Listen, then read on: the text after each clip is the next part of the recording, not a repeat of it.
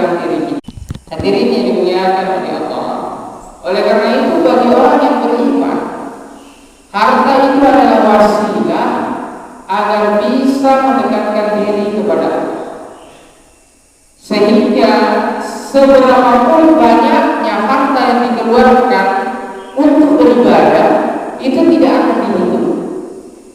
Kenapa? Karena memang harta itu sebenarnya kita habiskan di jalan Allah, kita habiskan di agama atau tidak pun tetap akan habis.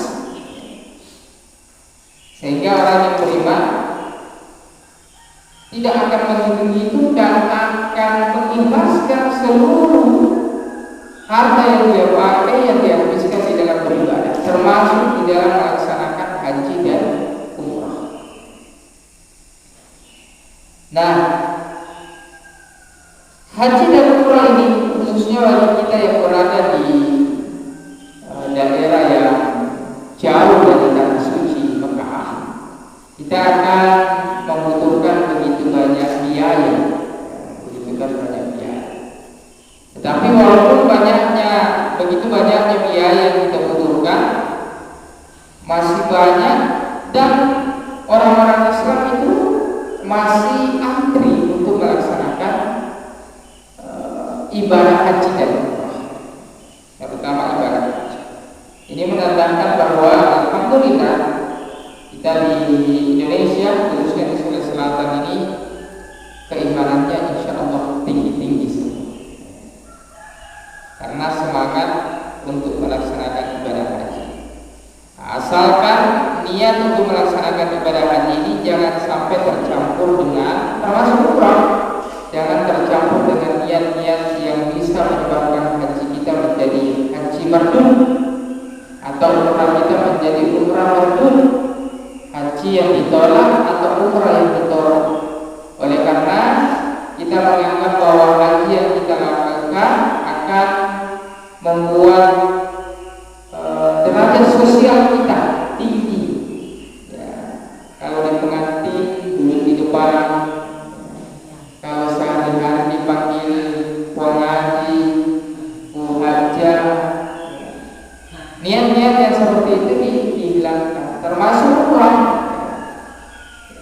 Sehingga hadirin yang berbahagia, pada pertemuan sebelumnya kita menceritakan ada seorang lelaki yang bernama Ali bin Muwaffaq yang pekerjaannya adalah tukang sepatu, bukan kiai, bukan ustaz, bukan ulama. Beliau tidak dikenal, tetapi masyhur oleh kalangan para malaikat, dikenal oleh malaikat. Kenapa? Ali bin Muwaffaq ini pekerjaannya adalah tukang sepatu, setiap kali menyemir dan menjahit sepatu, tetapi dia dicatat sebagai haji mabrur walaupun belum sempat melaksanakan ibadah haji. Karena tabungan haji yang ditabung bertahun-tahun itu disedekahkan kepada tetangganya yang mampu. Hadirin yang dimuliakan oleh Allah Subhanahu wa taala, kita melanjutkan pembahasan kita. Kemarin terakhir belum kita bahas secara rinci tentang dam. Sebelum kita masuk ke umrah, dam itu bisa kita lihat secara umumnya ada tiga yang kalau kita bahas. Walaupun di dalam kitab ini disebutkan satu asya, ya ada 5. Tetapi itu rinciannya. Kalau kita mau garis besarkan, sebenarnya ada 3.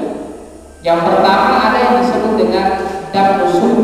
Jadi dam ini adalah denda bagi seseorang yang melaksanakan pelanggaran di dalam ibadah haji. Ya. Yang pertama ada yang disebut dengan dam musuh. Dam musuh ini dilakukan oleh orang yang melaksanakan ibadah haji dengan menggunakan cara haji tamattu dan haji qiran. Haji tamattu dan haji qiran. Sudah kita bahas sebelumnya bahwa haji itu kalau dilihat dari sistematika pelaksanaannya terbagi 3, ada haji ifrad, ada haji dan ada haji tamattu. Ya. Ada yang mendahulukan umrah dulu baru haji, jadi tamattu. Kemudian ada yang menyamakan setelah sambil berumrah berhaji, ada yang mendahulukan hajinya baru kemudian umrahnya diulang. Nah, yang kedua ada yang disebut dengan dam isa, ya, dam isa. Jadi dam nusuk ini tamattu dan qiran itu menyembelih syatun. Syatun itu artinya satu kambing, ya, satu kambing. Kemudian yang kedua ada yang disebut dengan dam isa. Dam isa ini ditujukan bagi orang yang meninggalkan salah satu wajibnya haji. Jadi kalau ada kewajiban haji yang ditinggalkan, maka dia diwajibkan untuk membayar satu kambing. Kemudian ada yang disebut dengan dam kafarat.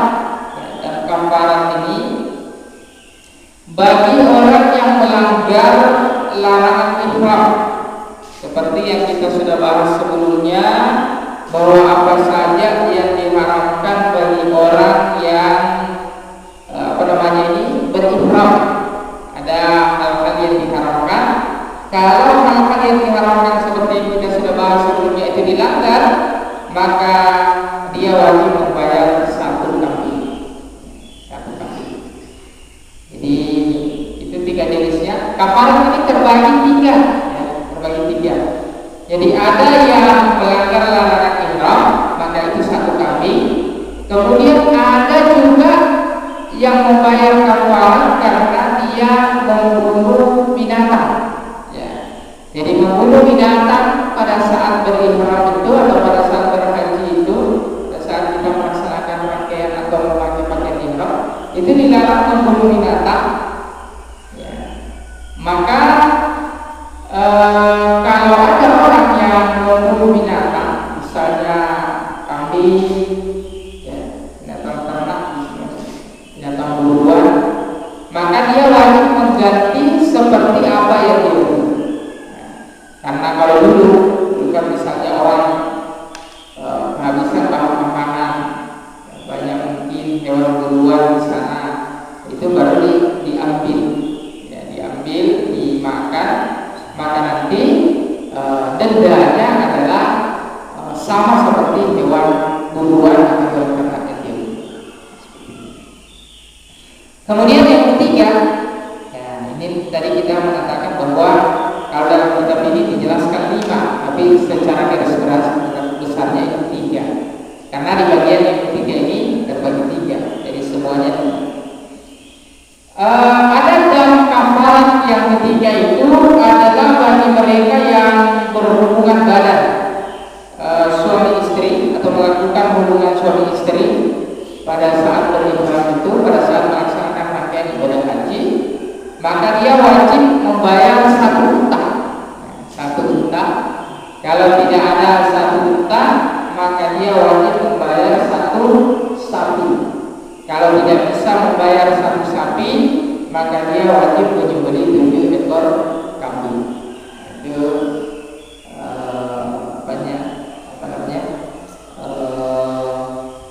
denda, denda, itu diumpamakan seperti jam. Nah, kemudian kita masuk ke umrah, ya, kita masuk ke rangkaian umrah ini. Rangkaian umrah sebenarnya perbedaannya di dalam haji seperti yang dijelaskan sebelumnya, bisa kita lihat dari beberapa hal. Misalnya dari segi waktu pelaksanaannya itu berbeda, ya. Juga dari segi rukunnya. Jadi kalau haji itu ada wukuf di Arafahnya, kemudian ada mabit di Musdalifah, ada bermalam di Mina, ada melempar jumroh, seterusnya. Ya, itu perbedaannya kalau pelaksanaan ibadah haji dan umrah. Kalau umrah itu dilakukan di tanah suci Mekah saja. Yang pertama dari segi waktunya, pelaksanaan ibadah haji paling singkat, itu paling singkat. Rangkaian ibadah haji itu ihramnya biasa 4 sampai 5 hari. Ya, paling singkat 4 itu, tapi kebanyakan 5 itu kalau waktu. Tapi kalau haji ifrad dan qiran itu lebih lama lagi.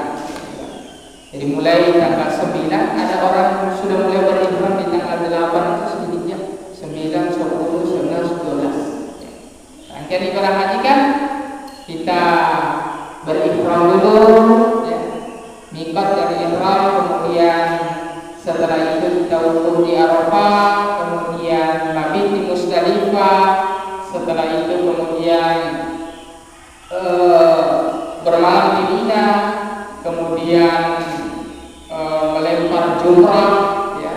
Setelah itu kita tahallul, baru kemudian menyembelih, ya, atau bisa menyembelih dulu baru kemudian bertahallul. Setelah selesai penyembelihan dan bertahallul itu, baru kemudian orang bisa melepaskan pakaian ihram. Baru ke Mekah tawaf ifadah. Setelah tawaf ifadah sa'i, setelah sa'i baru tawaf wadah. Setelah itu kemudian ada yang bertahallul kedua, ya, misalnya artinya mencukur habis, ya, mencukur habis rambutnya, jadi disunahkan.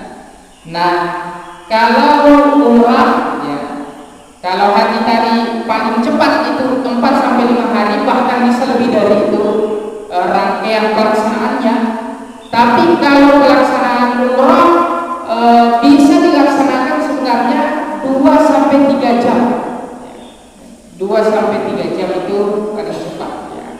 Kalau orang tua mungkin bisa 5 jam saja. Jadi 1 hari kadang orang bisa mengambil 2 umrah, atau mungkin berhari-hari kita di Mekah, beberapa kali kita bisa melaksanakan umrah. Karena umrah itu rukun-rukunnya. Jadi jelaskan wa arkanul umrati salah satu. Rukun-rukunnya umrah itu hanya 3 sebenarnya. Yang pertama al-ihram, orang berihram, wal tawaf, orang bertawaf, was-sa'i wal hulk. Ya. Jadi al-ihram, wal tawaf, was-sa'i wal hulk.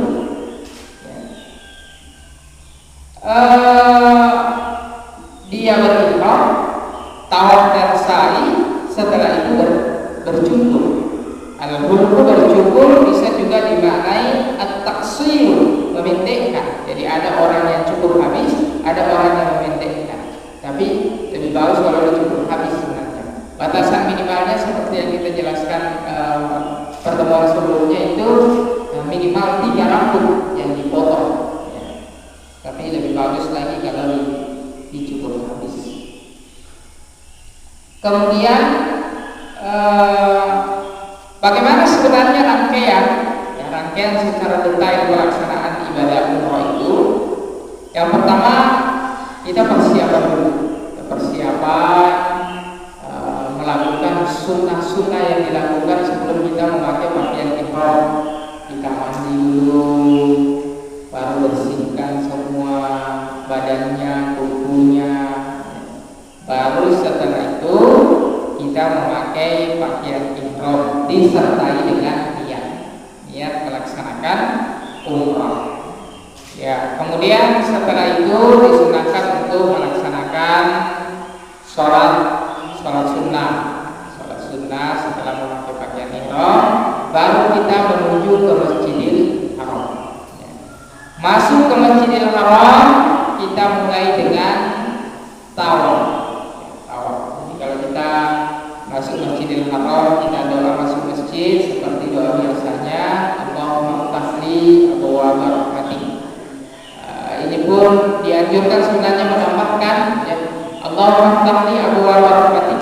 Ini kalau masuk masjid, kebetulan diingat jadi dibahas. Ini bukan hanya masuk Masjidil Haram, masuk masjid kita juga ini kalau kita masuk kita baca Allahumma ftahli abwaaba rahmatik, bagus ditambah waj'alna fiha. Itu kan artinya Allahumma ftahli abwaaba rahmatik, ya Allah bukakanlah saya pintu-pintu rahmat-Mu, ya, pintu rahmat. Jadi ada orang yang dibukakan tapi tidak bisa diperlihatkan jalan yang benar tetapi tidak bisa mengikuti jalan yang benar, maka kita tambah doanya waja'alna minha, dan jadikanlah saya orang yang berada di dalamnya. Artinya orang yang bisa memasuki pintu rahmat. Setelah itu kita tawaf, tawaf, pelaksanaan tawaf ini harus tahu atau caranya ya. Kita mulai dari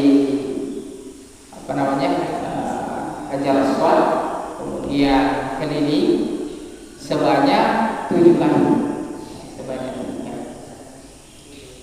Perlu kita ketahui bahwa tawaf ini syaratnya kita harus suci, ya. Suci dari hadas kecil maupun hadas besar, ya. Termasuk kemudian nanti orang haid ya tidak diperkenankan untuk tawaf. Orang haid tidak diperkenankan untuk tawaf, karena yang tawaf itu adalah suci dari haid dan nifas, suci dari hadas kecil dan hadas besar. Jadi orang tawaf 7 kali. Bagaimana kalau di dalam tawaf itu tiba-tiba ya, mau buang air kecil atau tiba-tiba buang angin, batal misalnya wudhunya, ya. Batal wudhunya, maka kemudian kita harus mengambil dulu baru melanjutkan tawaf. Apakah diulang dari awal? Ya, sebagian besar ulama mengatakan tidak perlu, dilanjutkan saja. Tapi kalau kita mau mengulang dari awal, tapi bisa dilanjutkan. Nah, mengenai hal-hal yang membatalkan wudhu, ini biasa menimbulkan pertanyaan. Kalau buang angin kan jelas Pak, kalau buang air kecil kan jelas. Bagaimana dengan bersentuhan dengan wanita pada saat kita melaksanakan tawaf? Ya. Bersentuhan dengan wanita kalau dalam mazhab Syafi'i memang itu hukumnya batal wudhunya. Ya, tetapi kalau kita melihat mazhab yang lain seperti misalnya mazhab Maliki, Ahmad bin Hanbal, itu kemudian tidak batal wudhunya, sehingga mayoritas di Mekah itu memakai mazhab itu, sehingga nanti tidak dianggap batal wudhunya kalau bersentuhan. Itu pun kalau kita lihat penjelasan Imam Abu Hanifah secara rinci bahwa orang yang batal wudhunya apabila bersentuhan dengan nafsu. Nah, kalau kita di sana ya tidak mungkin pikirannya kemana-mana. Masa kita ini tahu pikiran kita kemana-mana, sehingga ya karena itu tetap tidak dihukumi batal, ya, tetap tidak dihukumi batal dan berdesak-desakan. Kemudian bagaimana misalnya ada orang ini umrah, kita umrah itu 10 hari dengan perjalanan. Paling kalau di Mekah hanya sampai 5-6 hari ya, 7 hari paling lama. Setelah itu kita bersiar ke Madinah, ke tempat-tempat yang lain. Bagaimana misalnya pada saat kita melaksanakan ibadah umrah tiba-tiba kita haid, ya, misalnya kalau tiba-tiba, dan diperkirakan sampai dia meninggalkan kota Mekah nanti masih tetap haid, apakah dia bisa melaksanakan ibadah umrah atau tidak? Kalau tunggu kita ketinggalan rombongan, kalau mau pulang sayang sudah mengeluarkan biaya yang banyak.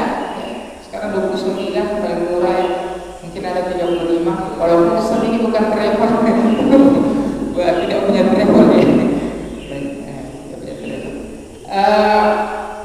Banyak biaya yang dikeluarkan, kita tidak bisa melaksanakan umrah.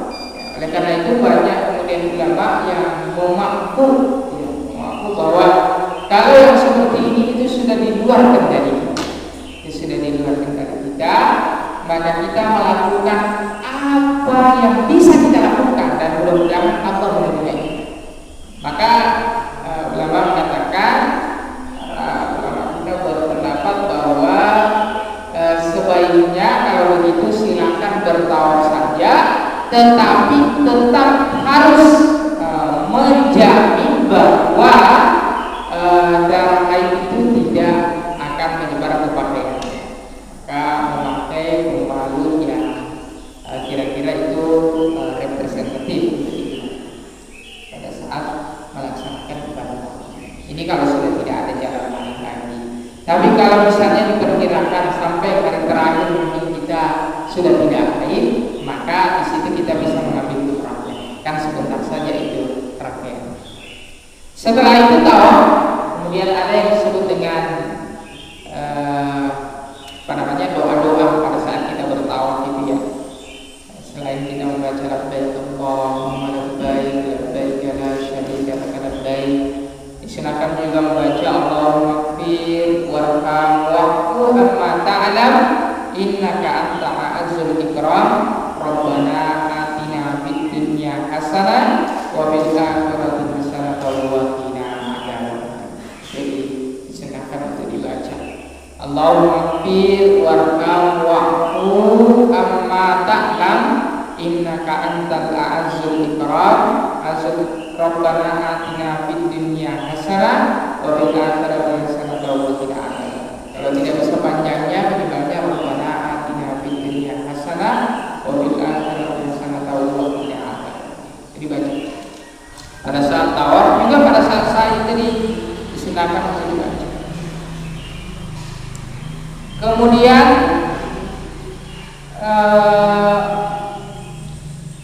pada saat tawaf itu juga ada yang kita kenal dengan rukun yamani.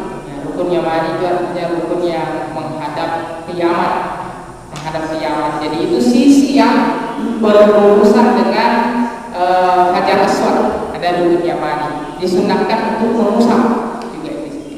Disunahkan untuk mengusap, bukan mencium ya, mengusap. Kalau mencium itu disunahkan hanya di Hajar Aswad. Tapi bukan berarti bahwa kita harus mendewakan Hajar Aswad, karena kita menciumnya karena mengikuti sunnah Rasulullah SAW, ya bukan menggunakan.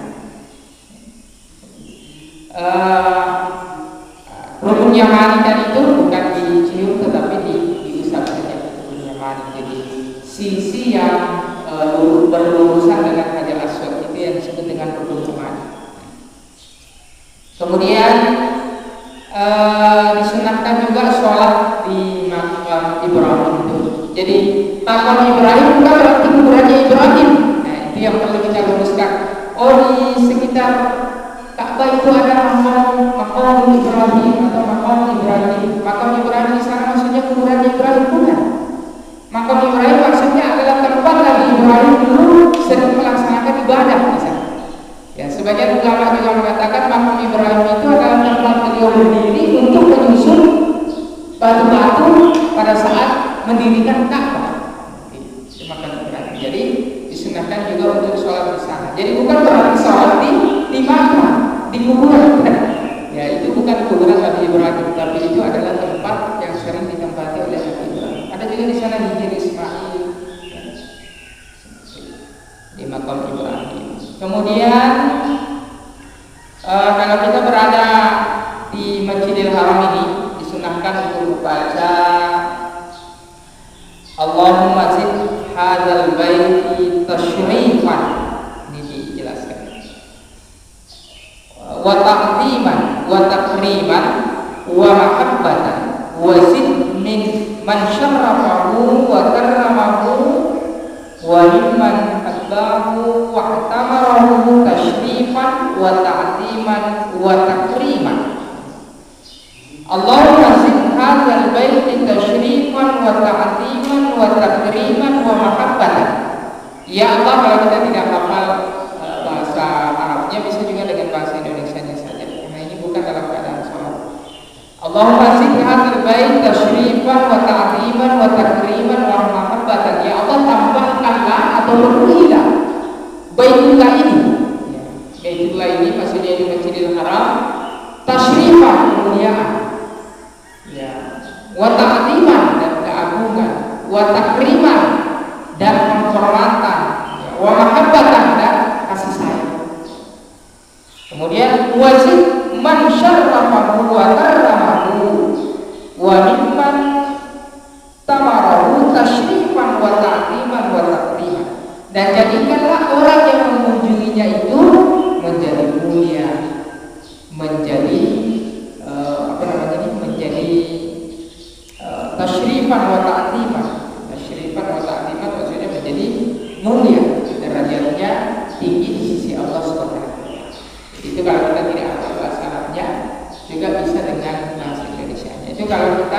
berada di Masjidil Haram. Kita berdoa semoga Baitullah itu dipenuhi oleh kemuliaan, keagungan, kasih sayang, dan semoga orang yang mengunjunginya juga diberikan oleh Allah kemuliaan, derajat yang tinggi, dan diberikan kasih sayang oleh Allah Subhanahu wa Ta'ala. Kemudian setelah itu kita juga disunahkan untuk meminum air zam-zam ya, di dalam pelaksanaan rangkaian ibadah umrah. Setelah itu baru kita melaksanakan sa'i itu kita seperti yang dijelaskan sebelumnya berjalan dari Bukit Sofa ke Bukit Marwah. Bukit Sofa ke Bukit Marwah 7 kali ya, Sofa ke Marwah 1 kali, Marwah ke Sofa 2 kali, Sofa ke Marwah 3 kali sampai 3 kali. Jadi kalau Sofa ke Marwah itu dihitung 1 kali, kembali kita ke Marwah, dari Marwah ke Sofa itu dihitung 1 kali lagi, jadi sudah 2 kali. Kemudian setelah itu baru kemudian kita bertahallul. Nah, ini kira-kira rangkaian pelaksanaan ibadah umrah. Jadi orang yang melaksanakan ibadah umrah bisa sebenarnya melaksanakan rangkaian semuanya itu hanya dalam waktu 2 sampai 3 jam. Ya biasa juga ada orang yang sampai 6 jam, 7 jam, 8 jam. Itu paling lama. Singkat juga biasa orang 4 sampai 5 jam. Singkat 2 sampai 3 jam. Kalau orang cepat yang muda-muda biasanya itu bisa 2 jam. Nah, itu rangkaiannya. Kemudian tadi beberapa permasalahan juga sudah diungkapkan. Ada pertanyaan mungkin biasanya, apakah di dalam umrah itu seseorang membayar dam juga? Ya, membayar dam juga. Jadi perlu kita ketahui bahwa dam itu biasanya ditujukan, ada dam itu ditujukan bagi orang yang berihram. Jadi orang yang melaksanakan, jadi dam itu sebenarnya kewajiban bagi orang yang melaksanakan ihram ketika ada sesuatu yang ditinggalkan. Jadi kalau di dalam ibadah umrah ada larangan-larangan orang yang berihram itu dilaksanakan, maka sebenarnya juga wajib membayar dam. Tetapi sebagian besar, bahkan semuanya itu tidak ada orang yang melakukan pelanggaran atau larangan-larangan orang yang berihram itu tidak dilaksanakan. Kenapa? Karena rangkaiannya itu sebentar saja, sehingga pelanggarannya itu minimalis, diminimalisir. Artinya tidak ada pelanggaran yang terjadi. Kenapa? Karena sebentar saja. Beda kalau ibadah haji itu kan panjang rangkaiannya, berhari-hari rangkaian pelaksanaannya, sehingga kemungkinan orang secara tidak sengaja kemudian melaksanakan pelanggaran saat berihram, sehingga itu kita tidak temui orang melaksanakan ibadah umrah membayar ya, karena memang tidak ada larangan yang dilarang. Kemudian pada saat kita ya bersafar ke mana ini, ke tanah suci Mekah ataupun ke tempat-tempat lain, khususnya yang kita bahas hari ini, kita membahas haji dan umrah. Apakah boleh kita berhaji dan umrah khususnya bagi perempuan tanpa mahramnya, tanpa walinya kalau dia menikah, atau tanpa suami atau lelaki yang menjaganya? Nah, ini timbul berbagai penafsiran, berbagai pendapat. Kalau dulu orang sampai tidak mau melaksanakan ibadah haji kalau tidak suami istri, ya, kenapa tidak sah rasanya atau tidak sempurna rasanya kalau tidak ada orang atau mahramnya. Tetapi kemudian itu kita tidak bisa kita jadikan sebagai satu syarat di dalam pelaksanaan ibadah haji, karena itu tidak termasuk dalam rukun dan kewajiban. Walaupun mungkin di dalam syarat wajibnya dijelaskan bahwa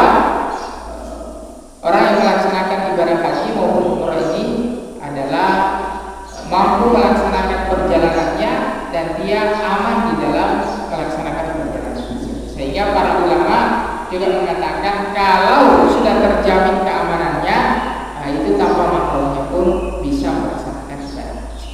Ini tentu ada berbagai pendapat. Sehingga kemudian kita tidak bisa serta-merta menyalahkan saudara-saudara kita yang hanya istrinya keluar naik haji tanpa suaminya dulu. Kenapa? Karena mungkin biayanya juga tidak cukup. Dengan alasan tidak sah hajinya itu karena tidak ada suaminya itu, tidak bisa. Karena pertimbangan bahwa keamanan dan penjagaan itu sudah apa namanya ini sudah bagus. Kemudian juga yang perlu pada saat pelaksanaan ibadah haji dan umroh ini adalah bagaimana memperbanyak ibadah, memperbanyak doa dan berdoa agar kita diberikan kembali rezeki untuk berkunjung ke tanah suci, berkunjung kembali ke tanah suci. Bahkan banyak saudara-saudara kita yang berdoa agar meninggal pada saat melaksanakan ibadah haji, ya, atau meninggal di tanah suci. Karena ada hadis Nabi mengatakan bahwa barang siapa yang melaksanakan ibadah haji kemudian dia meninggal dalam pelaksanaan ibadah haji itu, maka dia dicatat sebagai orang yang berhaji sampai akhir. Allahu subhanahu wa ta'ala. Semoga kita diberikan kemudahan oleh Allah untuk melaksanakan ibadah haji dan umrah, dan semoga rezeki kita diberkahi oleh Allah oleh sebab pengorbanan kita yang kita keluarkan untuk melaksanakan ibadah termasuk ibadah haji dan umrah. Kurang lebihnya mohon dimaafkan. Mungkin ada pertanyaan bisa kita diskusi, bisa kita berbagi.